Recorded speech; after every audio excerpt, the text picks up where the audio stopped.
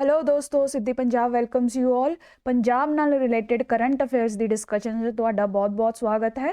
ਤੇ ਅੱਜ ਆਪਾਂ 19 ਤੇ 20 ਜਨਵਰੀ ਦੇ ਕਰੰਟ ਅਫੇਅਰਸ ਜਿਹੜੇ ਆ ਇੰਪੋਰਟੈਂਟ ਪੰਜਾਬ ਦੇ ਐਗਜ਼ਾਮੀਨੇਸ਼ਨਸ ਲਈ ਉਹ ਆਪਾਂ ਇਹ ਡਿਸਕਸ ਕਰ ਲਵਾਂਗੇ, ਰਾਈਟ। ਤਾਂ ਅੱਜ ਦੇ ਆਪਣੇ ਜਿਹੜੇ ਟੌਪਿਕਸ ਹੈ ਇਹ 7 ਮੇਨ ਟੌਪਿਕਸ ਹੈ ਜਿਹੜੇ ਆਪਾਂ ਡਿਸਕਸ ਕਰਾਂਗੇ। ਗੁਰਦੁਆਰਾ ਸ਼੍ਰੀ ਹੇਮਕੁੰਡ ਸਾਹਿਬ ਬਹੁਤ ਹੀ ਇੰਪੋਰਟੈਂਟ ਹੈ, ਪੰਜਾਬ ਕਲਚਰ ਪੰਜਾਬ ਹਿਸਟਰੀ ਦਾ ਪਾਰਟ। ਪ੍ਰੀਲਿम्स 'ਚ ਕੁਐਸਚਨ ਆਣਾ ਬਹੁਤ ਲਾਜ਼ਮੀ ਹੈ, ठीक है जी। न्यूज़ च है तो इनू डिस्कस करांगे। उस तो बाद क्लाइमेट चेंज का इंपैक्ट ऑन क्रॉप यील्ड ਇਹਦਾ डाटा देख लवांगे।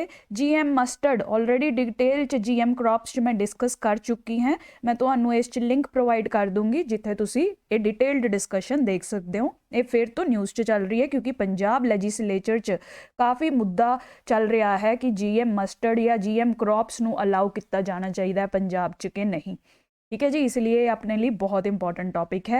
ऐसे आंसर्स कुछ भी लिखना आ सकता है, इसलिए यदि डिटेल्ड प्रैपरेशन जरूरी है, राइट। वो तो बाद तुहानू पता है फेमस रैसलर अपने ਜਿਹੜੇ ਨੇ ਪ੍ਰੋਟੈਸਟ ਤੇ ਬੈਠੇ ਨੇ, ਤਾਂ ਉਸ ਨਾਲ ਰਿਲੇਟਡ ਰੈਸਲਰਸ ਫੈਡਰੇਸ਼ਨ ਆਫ ਇੰਡੀਆ ਤੇ ਥੋੜੀ ਜੀ ਇਨਫੋਰਮੇਸ਼ਨ ਆਪਾਂ ਡਿਸਕਸ ਕਰ ਲਵਾਂਗੇ। ਵਾਗੀਰ ਪ੍ਰੋਜੈਕਟ 75 ਇੰਪੋਰਟੈਂਟ ਪ੍ਰੀਲਿਮਸ ਲਈ ਇਹ ਇਨਫੋਰਮੇਸ਼ਨ ਹੈ ਇੰਡੀਅਨ ਨੇਵੀ ਦੇ ਨਾਲ ਰਿਲੇਟਡ, ਇਹ ਵੀ ਡਿਸਕਸ ਕਰ ਲਵਾਂਗੇ। Hydro project on Siang related to Brahmaputra river dam project ਦੀ ਫਿਜ਼ੀਬਿਲਿਟੀ ਚੈੱਕ ਕੀਤੀ ਜਾ ਰਹੀ ਹੈ, ਤਾਂ ਇਹਨੂੰ ਡਿਸਕਸ ਕਰ ਲਵਾਂਗੇ। ਤੇ ਅਗਰ ਬ੍ਰਹਮਪੁੱਤਰਾ ਰਿਵਰ ਇਹਦੇ ਨਾਲ ਰਿਲੇਟਡ ਇਨਫੋਰਮੇਸ਼ਨ ਵੀ ਜੋ ਐਗਜ਼ਾਮ 'ਚ ਪੁੱਛੀ ਜਾ ਸਕਦੀ ਹੈ, ਇਹਨੂੰ ਵੀ ਡਿਟੇਲ 'ਚ ਆਪਾਂ ਕਵਰ ਕਰ ਲਵਾਂਗੇ। ਚਲੋ ਫਿਰ ਫਰਸਟ ਟੌਪਿਕ ਨਾਲ ਸ਼ੁਰੂ ਕਰਦੇ ਹਾਂ, ਗੁਰਦੁਆਰਾ ਸ਼੍ਰੀ ਹੇਮਕੁੰਡ ਸਾਹਿਬ, ਠੀਕ ਹੈ ਜੀ। ਰੱਬ ਦਾ ਨਾਮ ਲੈ ਕੇ ਇਹ ਡਿਸਕਸ਼ਨ ਆਪਾਂ ਸ਼ੁਰੂ ਕਰਦੇ ਹਾਂ।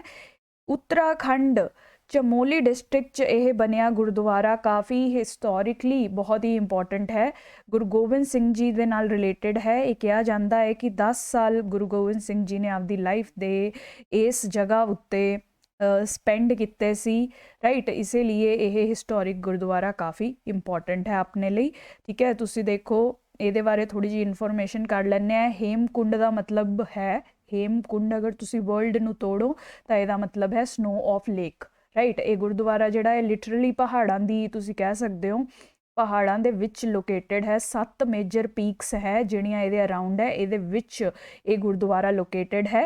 ते गुरुद्वारे दे विच ही तुसी कह सकते हो एक लेक बनी हुई है जिथे स्नान करना तुसी कह सकते हो वो ज़रूरी मन्निया जाता है, ठीक है जी। तो फिर ये गुरुद्वारा जिहड़ा है उत्तराखंड चमोली विच लोकेटेड है। इहदा नाम का मतलब है लेक ऑफ स्नो, ठीक है। इत्थे एक ग्लेशियर लेक भी सिचुएटेड है, जिवें मैं तुहानू कहा जिथे डुबकी मार के आते हैं लोग, राइट। 7 स्नो कैप्ड पीक्स है जिहड़ियां इहनू कवर करदियां ने, राइट। हुण देखो गुरु गोबिंद सिंह जी दे राइटअप बहुत सारे राइटअप्स है, तुहानू पता ही आपां कदी वो भी डिस्कस कर लवांगे डिस्कशन च। तां एक important write up that is Bachitra Natak, right. Bachittar नाटक विच ये कहा जाता है कि गुरु गोबिंद सिंह जी ने यह आपदी सारा relation with Hemkund Sahib describe किया होया है, राइट। तो एक बार बचित्र नाटक बारे सुन लो। बचित्र नाटक मतलब वंडरफुल ड्रामा, बचित्र नाटक का मतलब है वंडरफुल ड्रामा। तो इस विच पहली बार गुरु जी ने आपदा रिलेशन विद हेमकुंड जिहड़ा है मैंशन किया सी। ते फाइनली 10th ग्रंथ विच भी ਜਿਹੜਾ ਆਪਣਾ ਗੁਰੂ ਗ੍ਰੰਥ ਸਾਹਿਬ ਹੈ ਉਹਦੇ 10th ਗ੍ਰੰਥ ਵਿੱਚ ਵੀ ਇਹਦੀ ਕੰਪਾਈਲੇਸ਼ਨ ਵਿੱਚ ਇਹਦਾ ਮੈਂਸ਼ਨ ਪਾਇਆ ਜਾਂਦਾ ਹੈ, ਠੀਕ ਹੈ। ਇਸ ਕੰਪਾਈਲੇਸ਼ਨ ਨੂੰ ਪੜ੍ਹ ਕੇ ਸਭ ਤੋਂ ਪਹਿਲਾਂ ਪੰਡਿਤ ਤਾਰਾ ਸਿੰਘ ਨਰੋਤਮ ਨੇ 1884 ਵਿੱਚ ਇਹ ਗੁਰਦੁਆਰੇ ਦੀ ਜਾਂ ਇਹ ਐਕਚੁਅਲ ਹੇਮਕੁੰਡ ਜੀ ਦੀ ਲੋਕੇਸ਼ਨ ਜਿਹੜੀ ਹੈ ਉਹ ਫਾਈਂਡ ਆਊਟ ਕੀਤੀ ਸੀ, ठीक है। मैं तुहानू पूरी स्टोरी दस दिनी है। ये पिछे यह मन्निया जाता है कि गुरु गोबिंद सिंह जी का रिलेशन हेमकुंड नाल किवें है, ये लई एक बहुत ही वड्डी स्टोरी है, राइट। वो स्टोरी की कहती है कि गुरु गोबिंद सिंह जी आपदे पिछले जन्म विच इस जगह उत्ते काफ़ी साल मैडिटेशन कर रहे सी, राइट। ये पूरी डिटेल च स्टोरी मैं इत्थे भी दिती है, तुसी बाद च पढ़ भी सकते हो अगर तुसी चाहो। ਤਾਂ ਐਕਚੁਅਲੀ ਇਹ ਕਿਹਾ ਜਾ ਰਿਹਾ ਹੈ ਕਿ ਪੁਰਾਣੇ ਜਨਮ ਵਿੱਚ ਇੱਕ ਵਾਰ ਕੀ ਹੋ ਰਿਹਾ ਸੀ ਕਿ ਗੋਡੈਸ ਦੁਰਗਾ ਜਿਹੜੀ ਹੈ ਉਹ ਕਈ ਸਾਰੇ ਇਵਲਸ ਨੂੰ ਡੈਮਨਸ ਨੂੰ ਰਾਖਸ਼ਾਂ ਨੂੰ ਮਾਰ ਕੇ मतलब लड़ाई कर रही सी। बट एक टाइम ਤੇ ਇੰਨੇ ਜ਼ਿਆਦਾ ਰਾਖਸ਼ ਹੋ ਗਏ ਕਿ ਦੁਰਗਾ ਮਾਤਾ ਜੋ ਹੈ ਉਹਨਾਂ ਨੂੰ ਫੇਸ के ਸੇਫ ਜਗ੍ਹਾ ਜਿਹੜੀ ਹੈ ਭਾਲਣ ਦੀ ਕੋਸ਼ਿਸ਼ ਕਰਦੀ ਹੈ ਤੇ ਕੌਨਸੀਕੁਐਂਟਲੀ ਉਹ ਇੱਕ ਬ੍ਰਾਹਮਣ ਦੀ ਕੁਟੀਆ ਜਾਂ ਜਗ੍ਹਾ ਤੇ ਮੈਡੀਟੇਸ਼ਨ ਸਥਲ ਤੇ ਪਹੁੰਚਦੀ ਹੈ। ਇਹ ਬ੍ਰਾਹਮਣ ਦਾ ਨਾਮ ਹੁੰਦਾ ਹੈ ਸਮੌਂਦ ਰਿਸ਼ੀ। ਇਹ ਬ੍ਰਾਹਮਣ ਦਾ ਨਾਮ ਹੁੰਦਾ ਸਮੌਂਦ ਰਿਸ਼ੀ। ਸਮੌਂਦ ਰਿਸ਼ੀ ਨੂੰ ਉਹ ਪ੍ਰੋਟੈਕਸ਼ਨ ਲਈ ਰਿਕੁਐਸਟ ਮੰਗਦੀ ਹੈ ਤਾਂ ਇਹ ਜਿਹੜੇ ਰਿਸ਼ੀ ਹੈ ਉਹਨਾਂ ਨੂੰ ਛੁਪਾ ਲੈਂਦੇ ਹੈ, ਹਾਈਡਿੰਗ ਦੀ ਜਗ੍ਹਾ ਪੇਸ਼ ਕਰਦੇ ਨੇ। ਠੀਕ ਹੈ, ਉਸ ਤੋਂ ਬਾਅਦ ਜਦ ਰਾਕਸ਼ਸ ਦੁਰਗਾ ਮਾਤਾ ਨੂੰ ਲੱਭਦੇ ਇਹ ਬ੍ਰਾਹਮਣ ਕੋਲ ਪਹੁੰਚਦੇ ਨੇ ਤੇ ਲੋਕੇਸ਼ਨ ਦੱਸਣ ਲਈ ਕਹਿੰਦੇ ਨੇ ਕਿ ਕਿੱਥੇ ਉਹ ਤੁਸੀਂ ਛੁਪਾਇਆ ਹੈ ਸਾਨੂੰ ਦੱਸੋ, ਤਾਂ ਇਹ ਦੱਸਣ ਤੋਂ ਮਨਾ ਕਰ ਦਿੰਦੇ ਹੈ ਕਿ ਵਿਮਨ ਦੀ ਪ੍ਰੋਟੈਕਸ਼ਨ ਕਰਨਾ, ਰਿਸਪੈਕਟ ਕਰਨਾ ਮੇਰਾ ਧਰਮ ਹੈ, ਮੈਂ ਤੁਹਾਨੂੰ ਉਹਨਾਂ ਦੀ ਹਾਈਡਿੰਗ ਪਲੇਸ ਨਹੀਂ ਦੱਸ ਸਕਦਾ। ਠੀਕ ਹੈ, ਫਿਰ ਡੈਮਨਸ ਕਹਿੰਦੇ ਆ ਅਗਰ ਤੁਸੀਂ ਹਾਈਡਿੰਗ ਪਲੇਸ ਨਹੀਂ ਦੱਸੋਗੇ ਤਾਂ ਸਾਡੇ ਨਾਲ ਲੜਾਈ ਕਰਨ ਲਈ ਤਿਆਰ ਰਹੋ। ਠੀਕ ਹੈ ਜੀ, ਸਾਡੇ ਨਾਲ ਲੜਾਈ ਕਰੋ ਅਗਰ ਤੁਸੀਂ ਉਹਨਾਂ ਦੀ ਛੁਪਾਉਣ ਦੀ ਜਗ੍ਹਾ ਨਹੀਂ ਦੱਸਣੀ। ਤਾਂ ਬ੍ਰਾਹਮਣ ਅਗੇਨ ਕਹਿੰਦਾ ਹੈ ਕਿ ਜੀ ਮੈਂ ਤਾਂ ਬ੍ਰਾਹਮਣ ਹੈ, ਵੈਪਨਸ ਚੱਕਣਾ, ਹਥਿਆਰ ਚੱਕਣਾ ਮੇਰਾ ਧਰਮ ਨਹੀਂ ਹੈਗਾ। ਠੀਕ ਹੈ ਜੀ, ਫਿਰ ਇਹ ਕਹਿੰਦਾ ਹੈ ਕਿ ਫਿਰ ਇਹ ਕਿਆ ਕਰਦੇ ਨੇ, ਇੱਕ ਨਵੇਂ ਇਨਸਾਨ ਨੂੰ ਜਾਂ ਨਵੇਂ ਕਸ਼ਤਰੀਆ ਨੂੰ, ਕਸ਼ਤਰੀਆ ਤੁਹਾਨੂੰ ਪਤਾ ਹੀ ਹੈ ਕਸ਼ਤਰੀਆ ਕਲਾਨ ਜਿਹੜੀ ਹੈ ਉਹ ਐਕਚੁਅਲੀ ਫਾਈਟਰ ਕਲਾਨ ਹੈ, ਰਾਈਟ। ਇੱਕ ਨਵੇਂ ਕਸ਼ਤਰੀਆ ਨੂੰ ਇਹ ਜਨਮ ਦਿੰਦੇ ਨੇ ਜਿਹੜਾ ਕਿ ਬ੍ਰਾਹਮਣ ਦੇ ਬਿਹਾਫ ਤੇ ਡੈਮਨਸ ਨਾਲ ਲੜੂਗਾ, ਰਾਈਟ। ਫਿਰ ਇਹ ਜਿਹੜਾ ਨया ਕਸ਼ਤਰੀਆ ਜਨਮ ਲੈਂਦਾ ਹੈ ਇਹ ਕਾਫੀ ਬੁਰੇ ਤਰੀਕੇ ਨਾਲ ਡੈਮਨਸ ਨੂੰ ਹਰਾਉਂਦਾ ਹੈ ਤੇ ਦੁਰਗਾ ਮਾਤਾ ਨੂੰ ਪ੍ਰੋਟੈਕਸ਼ਨ ਪ੍ਰੈਜ਼ੈਂਟ ਕਰਦਾ ਹੈ। ਠੀਕ ਹੈ ਜੀ, ਇਸ ਗੱਲ ਤੋਂ ਖੁਸ਼ ਹੋ ਕੇ ਦੁਰਗਾ ਮਾਤਾ ਹੈ ਜਿਹੜਾ ਇਹਦਾ ਨਾਮ ਰੱਖਦੀ ਹੈ ਦੁਸ਼ਟ ਦਮਨ।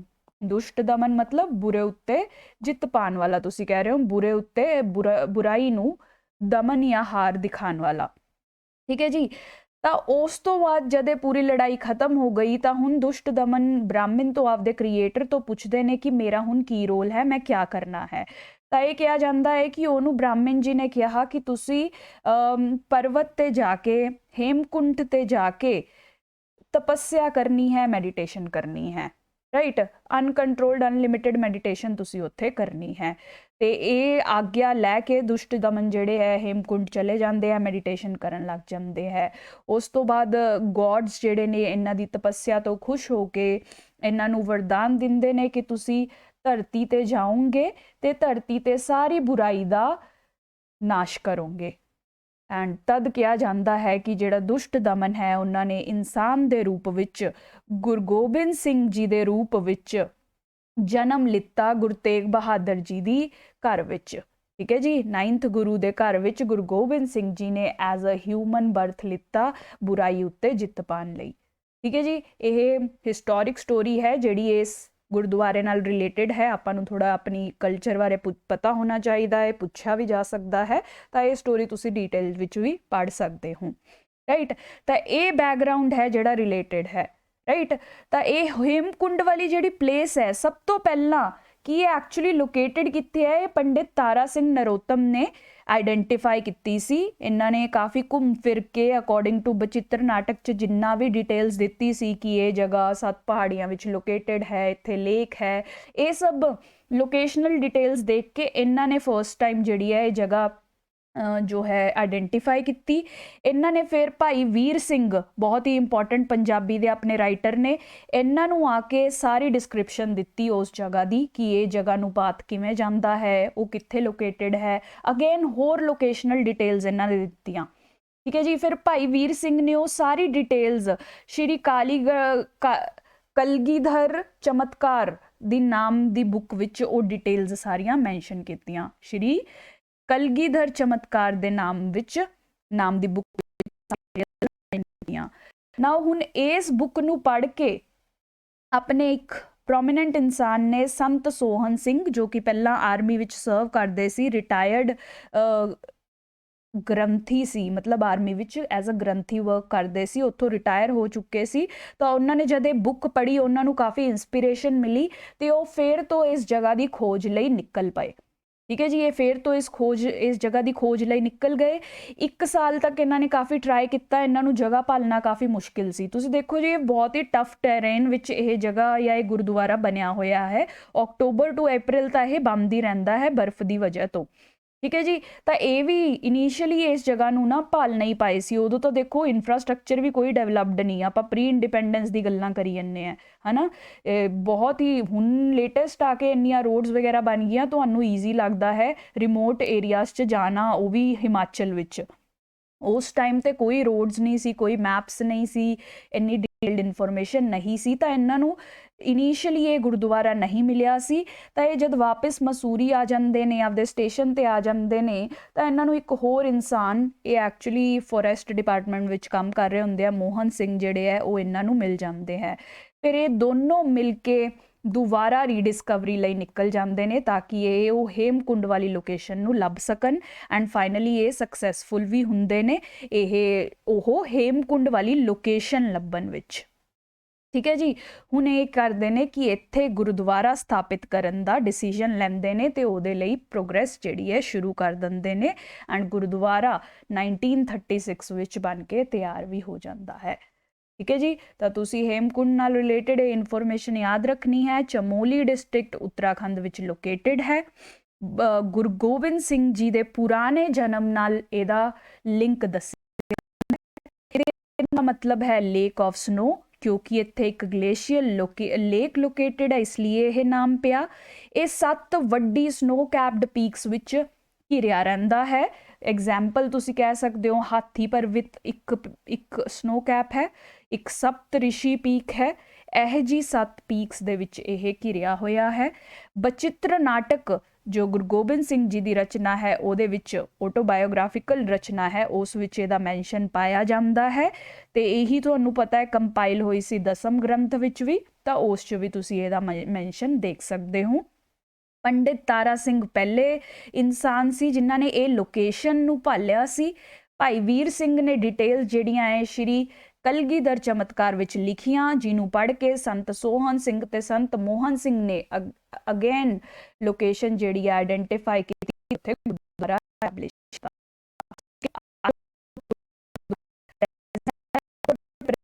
रहंदा है, बट बाकी टाइम लई श्रद्धांजलि पाण लई यह खुलिया हुंदा है।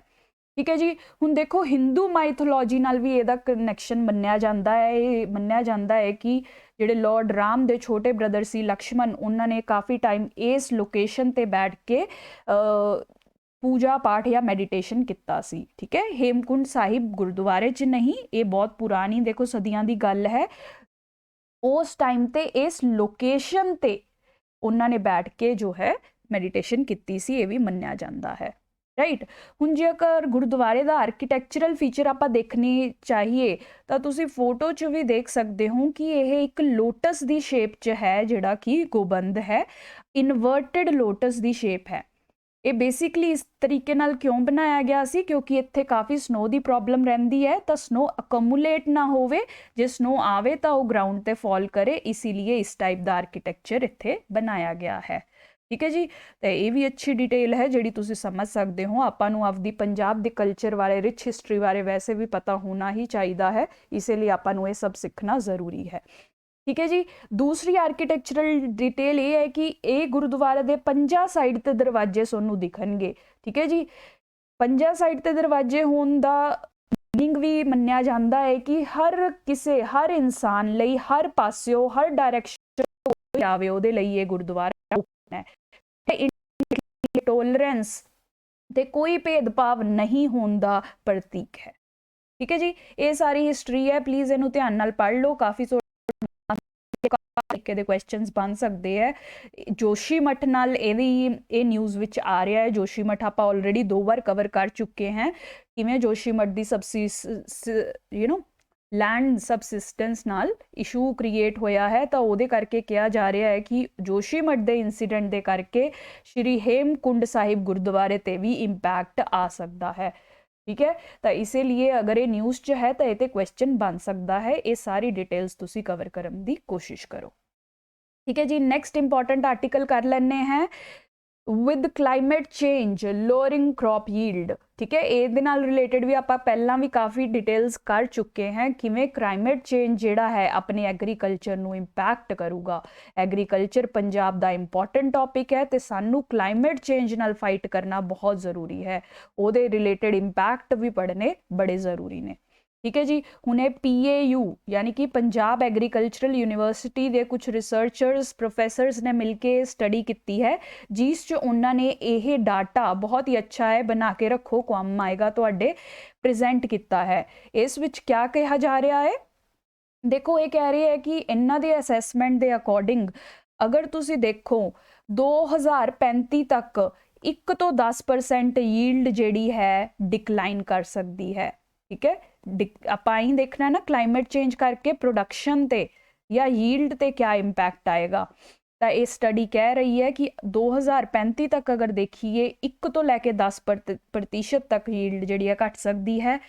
2065 तक 3 तो लैके 18% तक यील्ड घट सकती है। तो 21 by the end of this century 2100 साल तक देखिए आपा तो 4 तो लैके 26% तक डिक्लाइन आ सकता है क्रॉप प्रोडक्टिविटी विच। ठीक है जी, आ फैंसी तरीके नाल डाटा जिहड़ा है तुसी प्रेजेंट करो, उत्थे काफ़ी अच्छे मार्क्स मिलते हैं। ये तुहानू हेल्प करेगा, इसीलिए मैं डायग्राम इनोवेटिव डायग्राम्स तुहाडे नाल शेयर करती रहनी है। इनू बना के रखो एंड पेपर च आंसरस विच यूज़ करो। ठीक है जी, तो इस दे नाल आपां ने इंपैक्ट क्या होणगे, ओबवियसली जब तुहाडी प्रोडक्शन घट रही है तो फूड सिक्योरिटी ते इशू आऊगा।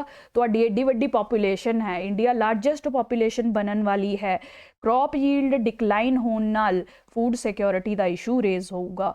जदों फूड घट सप्लाई च होगा तो डिमांड ज़्यादा है तो फूड इन्फ्लेशन भी वधेगी।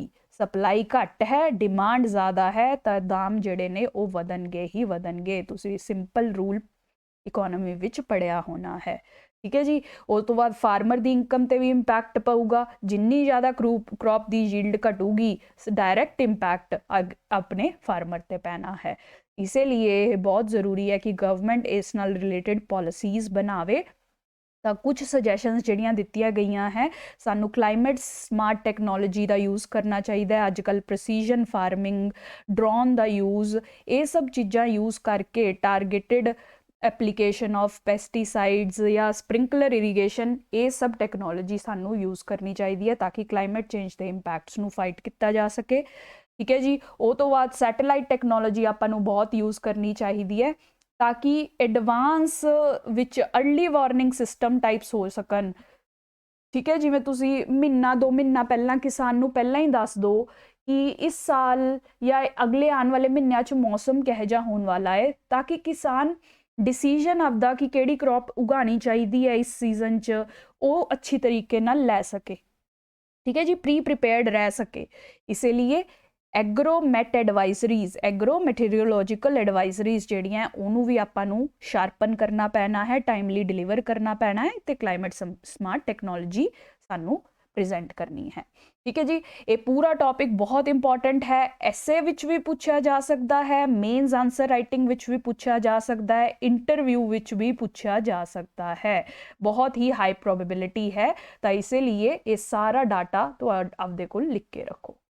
ठीक है जी, नेक्स्ट टॉपिक करते हैं contentious opinions on GM mustard program. ठीक है जी, GM ते हमेशा डिबेट चलती रहती है। एक साइड है जो GM नू अप्रूव करती है, दूसरी साइड है जो GM टैक्नोलॉजी नू साथ नहीं दिंदी है।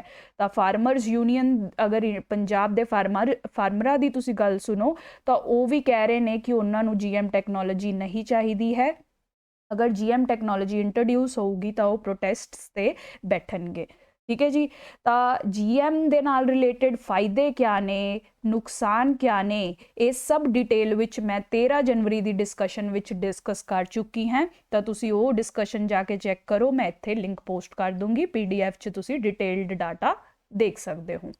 ठीक है जी, next topic wrestling federation of India. ये तो पता है विनीता फोगट बहुत ही इंपॉर्टेंट रैसलर्स ने प्रोटेस्ट ते बैठे ने। कुछ सैक्शुअल अब्यूज़ के केसेस जिहड़े सामने आ रहे हैं रैसलिंग फेडरेशन के मैंबर्स के अगेंस्ट, तो इसीलिए प्रोटेस्ट ते बैठे हैं। सानू इस ऑर्गेनाइजेशन ते क्वेश्चन आ सकता है, इसीलिए आप थोड़ी जी डिटेल कर लेने हैं। तो WFI क्या है, गवर्निंग बॉडी है रैसलिंग दी। ठीक है, ये एग्जैक्टिव बॉडी है, तुसी कह सकते हो गवर्नमेंट के ऑर्डर के अंडर बनी है। ते न्यू दिल्ली च ये हैडकुआटर है। प्रेजेंट प्रेजिडेंट जिहड़े ने ब्रिज भूषण चरण सिंह ने। ठीक है, ये फैक्चुअल इन्फॉर्मेशन ते पॉसिबिलिटी है क्वेश्चन आने की, तो इनू याद कर लो।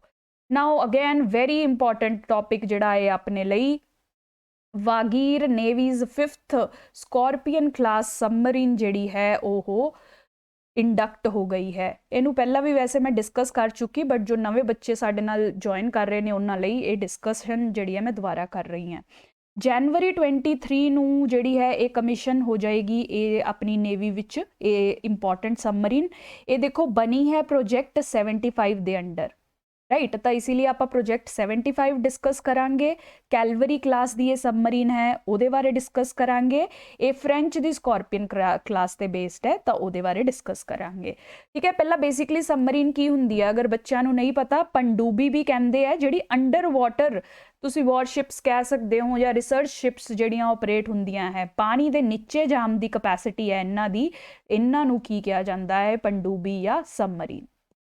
ਠੀਕ ਹੈ, ਇਹ ਵਾਰਫੇਅਰ ਲਈ, ਰਿਸਰਚ ਡਾਟਾ ਆਪਰੇਟ ਕਰਨ ਲਈ, ਇਹ ਸਭ ਇਹਨਾਂ ਦੀ ਕਾਫੀ ਯੂਟਿਲਿਟੀ ਹੁੰਦੀ ਹੈ। ਇसीलिए ਇੰਡੀਆ ਕਾਫੀ ਸਾਰੀ सबमरीन्स ਬਣਾਉਣ ਦੀ ਕੋਸ਼ਿਸ਼ ਕਰ ਰਿਹਾ ਹੈ। ਇਸ ਦੇ ਲਈ ਇੰਡੀਆ ਨੇ ਪ੍ਰੋਜੈਕਟ 75 ਜਿਹੜਾ ਹੈ ਲਾਂਚ ਕੀਤਾ ਹੈ, ਪ੍ਰੋਜੈਕਟ 75 ਲਾਂਚ ਕੀਤਾ ਹੈ। ਹੁਣ ਪ੍ਰੋਜੈਕਟ 75 ਦੇ ਅੰਡਰ ਇੰਡੀਆ ਦਾ ਟਾਰਗੇਟ ਹੈ 6 ਕੈਲਵਰੀ ਕਲਾਸ सबमरीन्स ਬਣਾਉਣ ਦਾ, 6 ਕੈਲਵਰੀ ਕਲਾਸ सबमरीन्स ਬਣਾਉਣ ਦਾ।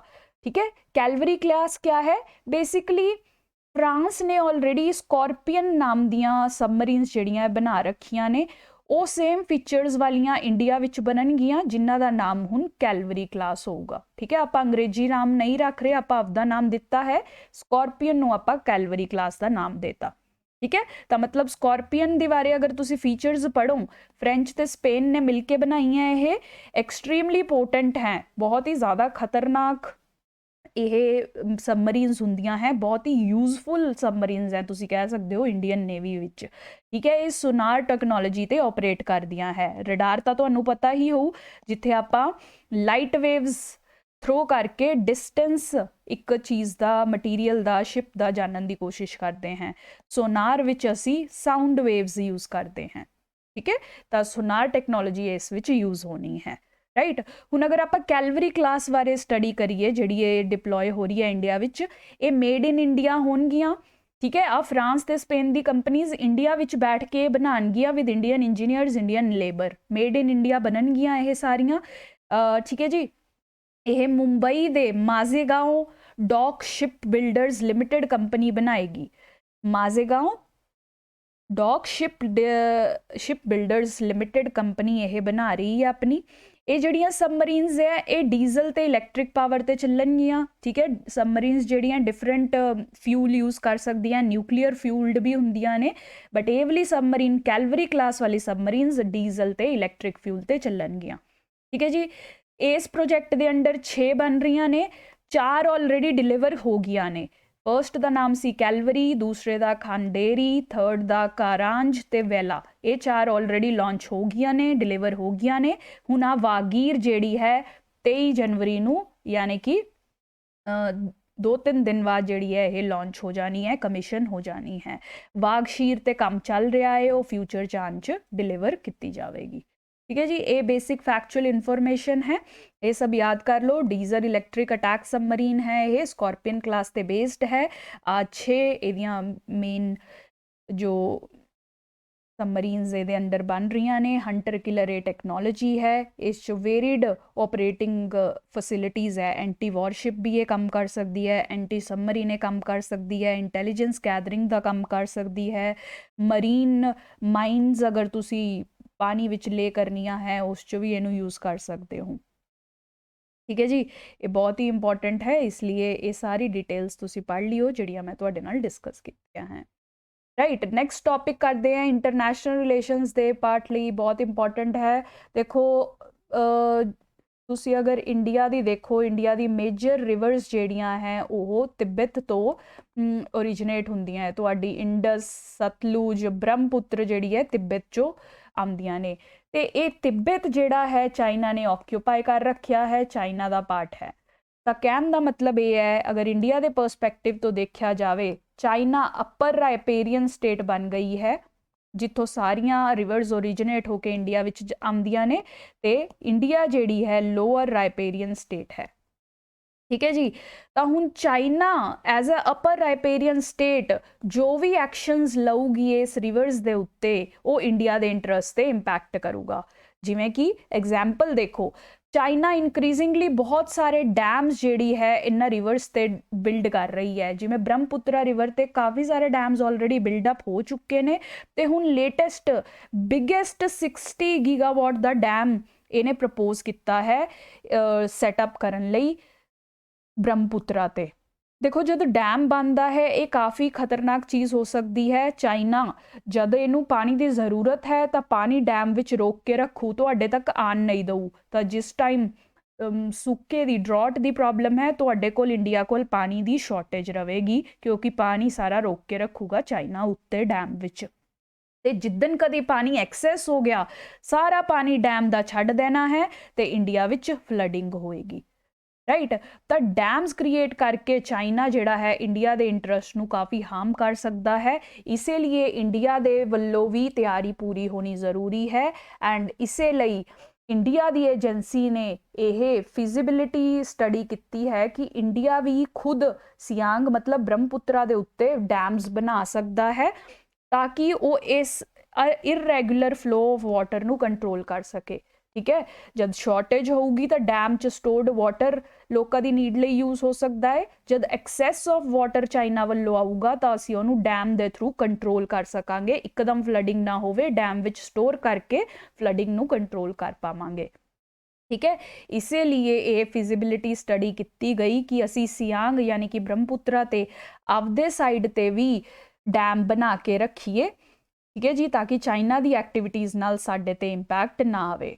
ਠੀਕ ਹੈ, ਬ੍ਰਹਮਪੁੱਤਰਾ ਕਾਫੀ ਇੰਪੋਰਟੈਂਟ ਰਿਵਰ ਹੈ। ਆਲਰੇਡੀ 30% ਇੰਡੀਆ ਦਾ ਅਰੁਣਾਚਲ ਦਾ ਪਾਣੀ ਬ੍ਰਹਮਪੁੱਤਰਾ ਤੋਂ ਆ ਰਿਹਾ ਹੈ, ਅਸੀਂ ਡਿਪੈਂਡੈਂਟ ਹੈ ਉਹਦੇ ਉੱਤੇ। ਤੇ ਸਾਡੀ ਹਾਈਡਰੋ ਇਲੈਕਟ੍ਰਿਕ એનર્ਜੀ ਜਿਹੜੀ ਨਾਰਥ ਈਸਟ ਤੇ ਅਰੁਣਾਚਲ ਲਈ ਬਹੁਤ ਇੰਪੋਰਟੈਂਟ ਹੈ ਉਹ ਵੀ 40% ਬ੍ਰਹਮਪੁੱਤਰ ਤੋਂ ਹੀ ਲਿੱਤੀ ਜਾ ਰਹੀ ਹੈ। ਠੀਕ ਹੈ ਜੀ, ਇਹ ਬਹੁਤ ਇੰਪੋਰਟੈਂਟ ਹੈ। ਇੰਡੀਆ ਚਾਈਨਾ ਰਿਲੇਸ਼ਨਸ ਵਿੱਚ ਕਾਫੀ ਹਾਈਡਰੋ ਡਿਪਲੋਮੇਸੀ ਤੇ ਤੁਸੀਂ ਕਹਿ ਸਕਦੇ ਹੋ ਹਾਈਡਰੋਪੋਲਿਟਿਕਸ ਜਾਂ ਵਾਟਰ ਵਾਰਸ ਤੇ ਤੁਹਾਨੂੰ ਐਸੇ ਵੀ ਆ ਸਕਦਾ ਹੈ ਤੇ ਮੇਨਸ ਤੇ ਕੁਐਸਚਨ ਵੀ। ਤਾਂ ਇਸੇ ਲਈ ਇਹ ਐਗਜ਼ਾਮਪਲ ਲਿਖ ਕੇ ਰੱਖੋ। ਠੀਕ ਹੈ, ਚਾਈਨਾ ਜਿਹੜੀ ਹੈ ਉਹ सांगपो या ब्रह्मपुत्रा ਦੇ डिफरेंट नाम ने इस ते काफ़ी हाइड्रो इलैक्ट्रिक प्रोजैक्ट्स या डैम प्रोजैक्ट्स ਜਿਹੜੇ बना रही है ਜਿਹੜੇ कि इंडिया ਦੇ इंटरस्ट ਲਈ हानिकारक ने। ठीक है, ਸਾਡੇ ਵਿੱਚ ਡਰਾਟਸ ਵੀ ਲਿਆ ਸਕਦੇ ਨੇ ਲੀਨ ਸੀਜ਼ਨ ਵਿੱਚ, ਫਲੱਡਿੰਗ ਵੀ ਕ੍ਰੀਏਟ ਕਰ ਸਕਦੇ ਨੇ ਐਕਸੈਸ ਸੀਜ਼ਨ ਵਿੱਚ।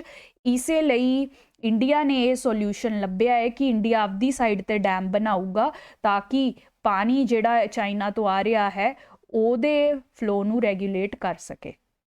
ਜਦੋਂ ਘੱਟ ਪਾਣੀ ਆ ਰਿਹਾ ਹੈ ਤਾਂ ਡੈਮ 'ਚੋਂ ਪਾਣੀ ਯੂਜ਼ ਕਰਕੇ ਅਸੀਂ ਲੋਕਾਂ ਨੂੰ ਪਾਣੀ ਦੇਵਾਂਗੇ, ਜਦੋਂ ਜ਼ਿਆਦਾ ਪਾਣੀ ਆ ਰਿਹਾ ਹੈ ਤਾਂ ਉਹਨੂੰ ਕੰਟਰੋਲ ਕਰਨ ਦੀ ਕੋਸ਼ਿਸ਼ ਕਰਾਂਗੇ। ਠੀਕ ਹੈ ਜੀ, ਇਹ ਇੰਪੋਰਟੈਂਟ ਹੈ, ਸਾਰੀ ਇਨਫੋਰਮੇਸ਼ਨ ਲਿਖ ਕੇ ਰੱਖੋ। ਨਾਓ ਜਦੋਂ ਬ੍ਰਹਮਪੁੱਤਰਾ ਰਿਵਰ ਨਿਊਜ਼ 'ਚ ਹੈ ਤਾਂ ਇਹ 'ਤੇ ਵੀ ਫੈਕਚੁਅਲ ਇਨਫੋਰਮੇਸ਼ਨ ਕਰ ਲੈਂਦੇ ਹਾਂ। ਪ੍ਰੀਲਿਮਸ 'ਚ ਓਬਵੀਅਸਲੀ ਕੁਐਸਚਨ ਆਉਂਦੇ ਹੀ ਰਹਿੰਦੇ ਆ ਟ੍ਰਿਬਿਊਟਰੀਜ਼ ਤੇ ਅਲੱਗ-ਅਲੱਗ ਫੈਕਟਸ ਤੇ। ਠੀਕ ਹੈ ਜੀ, ਤਾਂ ਇਹ ਰਿਵਰ ਆਲਮੋਸਟ 3000 ਕਿਲੋਮੀਟਰ ਲੌਂਗ ਹੈ। ਇਹਦਾ ਸੋਰਸ ਯਾਦ ਰੱਖਣਾ ਹੈ ਚੈਮਾਯੁੰਗਦੁੰਗ। ਠੀਕ ਹੈ, ਕੈਲਾਸ਼ ਰੇਂਜ ਤਿੱਬਤ ਤੋਂ ਇਹ ਓਰੀਜਿਨੇਟ ਹੁੰਦਾ ਹੈ। ਇਹ ਬ੍ਰਹਮਪੁੱਤਰ ਰਿਵਰ ਦਾ ਸੋਰਸ ਹੈ।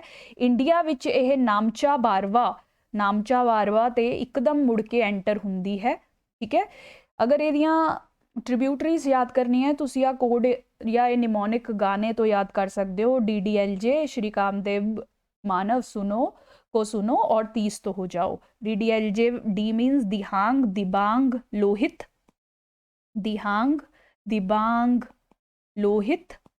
जे ਅਸੀਂ ਕੱਟ ਦੇਣਾ ਹੈ ਸਿਰਫ ਯਾਦ ਕਰਨ ਲਈ ਹੈ। DDLJ ਮੂਵੀ ਹੈ ਤੁਹਾਨੂੰ ਪਤਾ ਹੈ। ਸਿਰੀ ਤੋਂ ਤੁਸੀਂ ਕਰ ਸਕਦੇ ਹੋ ਸੁਬਨ ਸਿਰੀ। नेक्स्ट ट्रिब्यूटरी है कामदेव तो मतलब है कामेंग। ठीक है जी, सुनो 30 तो हो जाओ तीस्ता। ठीक है, तो मतलब इस तरीके नाल तुसी कुछ ट्रिब्यूटरीज याद कर सकते हो। ये इंपॉर्टेंट है, एलिमिनेशन च काम आ जांदियां है। तुसी आपदा भी कोई भी कोड बना सकते हो, इस नाल याद हुंदा है तो इस तरीके नाल तुसी कर सकते हो। ठीक है, इसीलिए ये बहुत इंपॉर्टेंट है। ट्रिब्यूटरीज सारियां कर लेनियां है। धनसिरी ते रैदाक भी ट्रिब्यूटरीज है, राइट। ਹੁਣ ਬ੍ਰਹਮਪੁੱਤਰਾ 'ਚ ਦੇਖੋ ਕਾਫੀ ਸੈਡੀਮੈਂਟੇਸ਼ਨ ਹੁੰਦੀ ਹੈ। ਬ੍ਰੇਡਡ ਦਾ ਮਤਲਬ ਕਿਆ ਹੈ, ਇੰਨੀ ਜ਼ਿਆਦਾ ਸੈਡੀਮੈਂਟੇਸ਼ਨ ਹੁੰਦੀ ਹੈ ਕਿ ਬਾਰੀ-ਬਾਰੀ ਰਿਵਰ ਦਾ ਕੋਰਸ ਚੇਂਜ ਹੁੰਦਾ ਰਹਿੰਦਾ ਹੈ। ਤਾਂ ਗੁੱਤ ਦੇ ਵਾਂਗੂ, ਬ੍ਰੇਡ ਦੇ ਵਾਂਗੂ ਇਹਦੀ ਅਪੀਅਰੈਂਸ ਆਉਂਦੀ ਹੈ। ਠੀਕ ਹੈ, ਸੈਡੀਮੈਂਟੇਸ਼ਨ ਕਾਫੀ ਹੈਵੀ ਹੁੰਦੀ ਹੈ, ਤਾਂ ਮਤਲਬ ਹੈ ਕਿ ਇਹਨੂੰ ਆਪਾਂ ਨੂੰ ਬਾਰੀ-ਬਾਰੀ ਇਹਦੇ ਰਿਵਰ ਦੇ ਕੋਰਸ ਨੂੰ ਸਾਫ਼ ਕਰਨਾ ਜ਼ਰੂਰੀ ਹੋ ਜਾਂਦਾ ਹੈ। ठीक है, नेक्स्ट इंपॉर्टेंट फीचर है इस च एक मजौली आइलैंड, बहुत ही इंपॉर्टेंट आइलैंड है, रिवर आइलैंड है, रिवर ते बनया होया, नहीं तो आइलैंड्स क्या होंगे है, ओशन या सी विच होंगे है। एक इंपॉर्टेंट दुनिया का बिगेस्ट रिवराइन आइलैंड है, बहुत ही इंपॉर्टेंट है। मजौली ते अलग तो क्वेश्चन आ सकता है। ठीक है, मजौली कित्थे लोकेटेड है, ये सब डिटेल्स तुसी होर करना मैं तुहाडे लई रखी है ताकि तुसी भी कुछ मेहनत करो। ये यूनेस्को वर्ल्ड हैरीटेज साइट भी है। 2 फैक्ट्स मैं दसते हैं, तुसी भी होर रिसर्च करोगे मजौली ते आके। मजौली ते क्वेश्चन आना बहुत ही लाजमी है।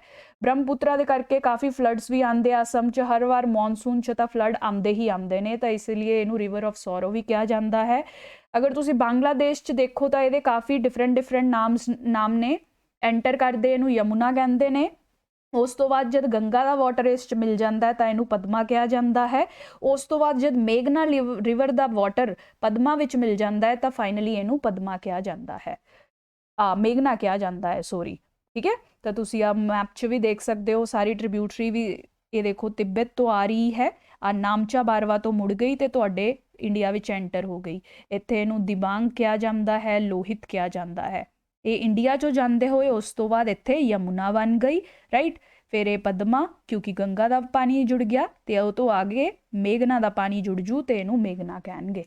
ठीक है, ये सब ये ट्रिब्यूटरीज है, दिबांग, लोहित, धनसिरी या धनसिरी, कामेंग, मानस, रायदाक, राइट। तो तीस्ता, ये सब ये ट्रिब्यूटरीज है, सुबनसरी, राइट। ये सब मैप नू तुसी डिटेल च कर लेना है, समझ आ जाना है। ठीक है, लास्ट अपना टॉपिक है process to consider request for Ram Setu national heritage. ठीक है, राम सेतु बहुत न्यूज़ च है तो इंपॉर्टेंट हो सकता है, इसीलिए ये भी फैक्चुअल इन्फॉर्मेशन लिख के रखो। इनू एडम्स ब्रिज भी कहते हैं या आदम्स ब्रिज। ठीक है, राम सेतु मूवी भी है, तुसी वो भी देख सकते हो। देखो पढ़ाई दे नाल थोड़ा एंटरटेनमेंट भी जरूरी है, तो यह जी मूवीज़ देख लो जिते तुहानू इशू भी समझ आन ते तुहाडा टाइम भी नहीं ज़्यादा वेस्ट होए, तो तुसी ये मूवी देख सकते हो। ऑल्दो फिक्शनल मूवी है, ज़्यादा रियलिटी नहीं है, बट कुछ कुछ चीज़ा अराउंड दिस इशू तो कुछ पॉइंट्स जिहड़े समझ आ जाएंगे। ठीक है जी, तो ये कहा जाता है कि यार राम सेतु जिहड़ा है, देखो रामायण की माइथोलॉजी विच तो ये कहा जाता है कि जदों श्रीलंका पहुंचने की कोशिश कर रहे सी राम भगवान, तो उदों उन्हां दी वानर सेना ने श्री राम कह के स्टोन्स जिहड़े है ओशियन विच सिੱਟੇ ते इस तरीके नाल पाथ बन गया। ठीक है, दैट इज़ द माइथियोलॉजी। बट हुण साइंटिफिक रीजनिंग क्या है, साइंटिस्ट कहते हैं कि यह लाइमस्टोन शोल्स का एक ब्रिज बनया होया है, राइट। एक्चुअली कोरल्स वगैरह ने मिल के, लाइमस्टोन कोरल्स जेडे ने वो मिल के सैडीमेंट्री डिपोजिशंस नाल यह जिहड़ा है पूरा पाथवे बन गया है। इस पाथवे ते ओशियन के पानी का लैवल इन्ना घट हुंदा है कि अगर तुसी तुरोगे भी ना ਤਾਂ ਵੀ ਤੁਸੀਂ ਡੁੱਬੋਗੇ नहीं। एक्चुअली ਤੁਹਾਡੇ पानी पैरों तक ही पानी ਜਿਹੜਾ है रह जाता है, क्योंकि ਇਹਨਾਂ ਦੀ हाइट काफ़ी ਉੱਥੇ ਉੱਚੀ है। ठीक है, ਤਾਂ ਹੁਣ ਇਹਦੀ थोड़ी बहुत लोकेशन देख लो। ਤਾਂ बेसिकली इंडिया ਦੇ पंबन आइलैंड ਤੇ श्रीलंका ਦੇ मनार आइलैंड ਨੂੰ ਇਹ कनैक्ट करता है। मैं थोड़ा डिटेल ਵਿੱਚ ਤੁਹਾਨੂੰ दिखा ਦਿੰਨੀ है, ये तो क्वेश्चन आ सकते हैं, इसलिए थोड़ा मैप भी करना जरूरी है। ये मैप ਤਾਂ ਹੀ मैं ਇੱਥੇ इंट्रोड्यूस किया है। इंडिया ਦੇ पंबन आइलैंड ਤੇ श्रीलंका के मनार आइलैंड नू आह देखो एडम्स ब्रिज जिहड़ा है या राम सेतु जिहड़ा है कनैक्ट कर रहा है। ठीक है, होर वाटर बॉडीज देख लो, पाल्क स्ट्रेट इंडिया ते श्रीलंका दे विच है, अगेन क्वेश्चन आ सकता है। इत्थे देखो पाल्क बे सिचुएटेड है, इते भी क्वेश्चन आ सकता है। गल्फ ऑफ मनार तुहाडी तमिलनाडु ते श्रीलंका दे विच लोकेटेड है। ठीक है, हुण ये राम सेतु ये ब्रिज जिहड़ा है इत्थे बनाउण दी गल हो रही है। ये क्यों बनाया जा रहा है, देखो करंटली तुसी देखो तुहाडी शिपिंग लेन्स जिहड़ियां है वो इत्थों श्रीलंका दे बॉटम तो पास करदियां है। बट अगर ਇਹ ਜਿਹੜੀਆਂ शिपिंग लेन्स है, ਜਿਹੜੀਆਂ ਤੁਹਾਡੀ शिपमेंट्स है, अगर वो इत्थों पास करन ਤਾਂ काफ़ी कॉस्ट रिडक्शंस होणगीਆਂ। ਤੁਸੀਂ देखो डिस्टेंस ਜਿਹੜਾ है काफ़ी शिप के मूवमेंट का खर्चा भी घट जाएगा। इसीलिए राम सेतु बनाने का प्रपोजल आया है, बट यदि कल्चरल ते हैरीटेज वैल्यू करके काफ़ी अपोज किया जा रहा है कि आप आपकी एक नैशनल हैरीटेज नू, कल्चरल हैरीटेज नू इस तरीके नाल खराब नहीं कर सकते। जिवें आप ताज महल नू तोड़ नहीं सकते ना रोड्स बनाने लई, इसी तरीके नाल आप राम सेतु नू नहीं तोड़ सकते शिपिंग लेन बनाने लई। ठीक है, इसलिए डिमांड की जा रही है कि इनू नैशनल हैरीटेज का स्टेटस दे के प्रोटैक्शन वाल लेके जाया जाए, ना कि इत्थे शिपिंग लेन्स बनाईया जान। ठीक है जी, तो इसीलिए इसका मुद्दा चल रहा है। ठीक है, सेतु समुद्रम जिहड़ा प्रोजैक्ट है यही राम सेतु का प्रोजैक्ट आ देखो बनाना है, जिहड़ा मैं तुहानूं हुणी दिखाया। ये प्रपोज्ड सेतु समुद्रम कैनल है, जिहड़ियां शिप्स है वो हजे इस तरीके नाल जा रही ने। ये काफ़ी महंगा एग्जिस्टिंग रूट है, अगर आप डॉटेड लाइन ते रूट बना दिए तो काफ़ी सस्ता पैना है। ठीक है जी, ये सारा इशू चल रहा है। काफ़ी थ्रेट्स है ये करके, जिवें ताज महल वाली तुहानूं मैं एग्जाम्पल दिती, सैडीमेंट्स बहुत इकट्ठे होणगे जिहड़े अपनी इत्थे इकोलॉजी नूं बहुत इंपैक्ट करनगे, राम सेतु नूं इंपैक्ट कर सकते हैं। साइक्लोन्स वगैरह, सेतु समुद्रम अगर तुसी बना भी दोगे तो उत्थे साइक्लोन्स का डर रहना है, राइट। तो कंटीन्यूअस ड्रैजिंग करनी पैनी है। ड्रैजिंग मतलब यही सैडीमेंट्स नूं निकालना। जिन्नी ज़्यादा शिप्स की मूवमेंट हो उन्नी ज़्यादा एयर ते वाटर पॉल्यूशन से सेतु समुद्रम नूं या राम सेतु नूं देखनी पैनी है, जो अपना हैरीटेज साइट है। मतलब आप हैरीटेज नूं कंजर्व करने की कोशिश कर रहे हैं, बेसिक गल है। ठीक है, यदि कल्चरल सिग्निफिकेंस करके सारे प्रोटेस्ट हो रहे हैं। ऑलरेडी इस जगह ते pollution, thermal discharge, coal mining तो डिस्चार्ज ऑलरेडी बहुत हो रहा है, ਉਹੀ ਆਪਾਂ ਨੂੰ रोकने की जरूरत है। ਹੁਣ ਆਪਾਂ सेतु समुद्रम बना के एक होर सोर्स ऑफ पॉल्यूशन जो है इत्थे ऐड नहीं कर सकते। That is what is the debate all about. ठीक है जी, यही है अज की डिस्कशन बारे। ये सब टॉपिक्स जिहड़े है डिटेल विच पढ़ लियो, तुहानूं मैं समझा दिते ने। थोड़ी रीडिंग करोगे खुद तो होर अंडरस्टैंडिंग आएगी। ठीक है, that was all. Please like, subscribe, share my channel. Quality content provide करन लई सानू support करदे रहो। Thank you so much for watching.